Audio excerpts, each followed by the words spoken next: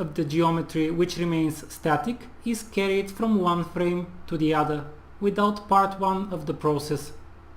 This actually speeds up rendering quite a bit. The rest of the parameters here are not really essential.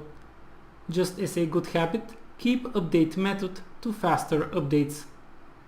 Additionally, if you are like me running a few GPUs, you may enable use all GPUs. Let's close this window and continue the optimization process. Still on part 1 of the process where scene is collected and exported, you can try and, as we already said, try to incorporate an optimized rendering method in order to more efficiently build objects with less polygons. The other thing you can do is to use as much instanced geometry as possible. Fortunately, I built my scene primarily with MoGraph cloners, which means I can select them all and enable render instances here. Next part is to actually instruct Octane, or rather tell Octane, which part of my scene is actually meant to be moving and which is meant to remain static. The best way to decide this is to minimize these panels and simply analyze your scene. It is clear that I have two main animation groups. One is the toy running around this path, and the other one is the carousel spinning in the middle of my scene. I have gone ahead and named these objects accordingly. We have animated toy and animated carousel. What we need to do now is select them both, right click Octane for Cinema 4D tags and select Octane object tag. The Octane object tag serves as a communication port between your scene geometry and the render engine. It has quite a few of parameters, but the one we are interested in is mesh number. We can go from 0 all the way up to 7. With mesh number 0, we mark geometry which is meant to remain still or static in the scene. With mesh numbers from 1 to 7, we mark geometry that is meant to be moving. So it is only logical to put animated toy under mesh number 1 and animated carousel under mesh number 2. As for the rest of the objects, you have two options: either apply another object tag and set its mesh number to 0, or just leave the geometry without tag. The result will be the same. In order to avoid cluttering my view with additional tags, I will leave it as is. Let's bring my Octane panels back up and jump to part 2 of the rendering process, which is the optimization of the sampling.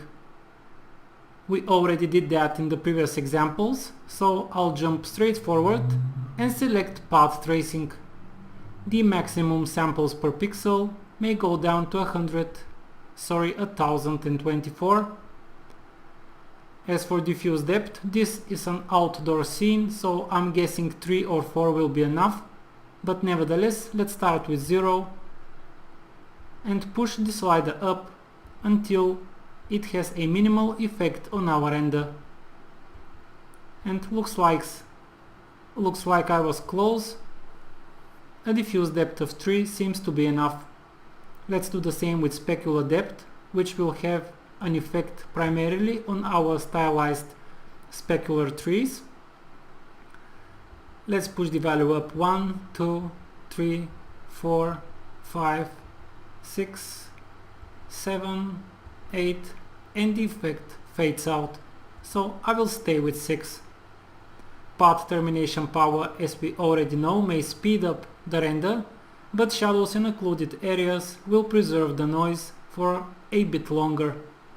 Nevertheless, our scene doesn't really have much of a dominant shadows, so I can safely push the value up to 0.6.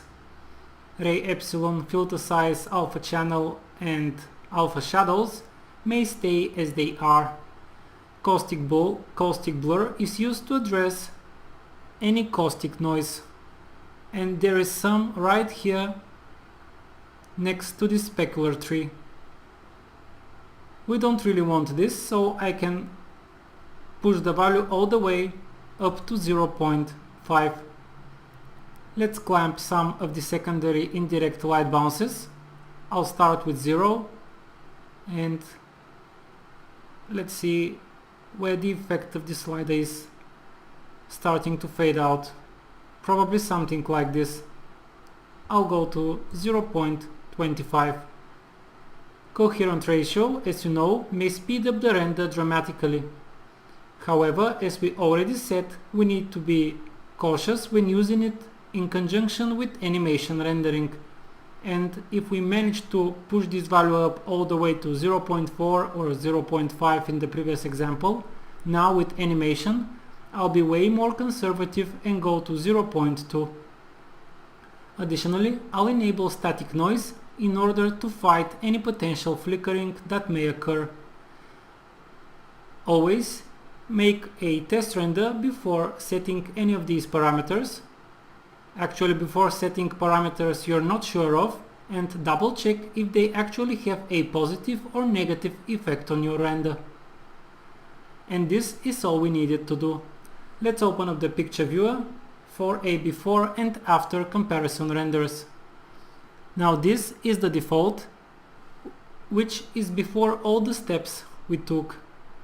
The render mode is path tracing with the defaults and a maximum samples per pixel of 8024. You can see the render time averages 31, 32, 33 seconds per frame, and the noise is easily spotted right next to the specular trees. After the steps I just showed you, the average render time per frame is down to 22 seconds. The noise is much better and the overall quality of the render has improved dramatically. And this concludes render settings and optimization in Octane Render for Cinema 4D.